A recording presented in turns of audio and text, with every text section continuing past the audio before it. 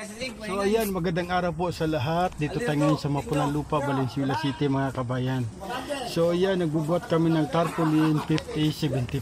Ang size na tarpaulin na ito mga kabayan. Kini Roger ito mga kabayan. Bagong repair lang ito.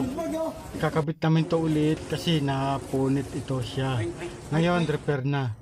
Kaya mahaba-haba din itong aming paglalakbay dito sa site na ito mga kabayan na aming pagkakabitan ng tarpaulin.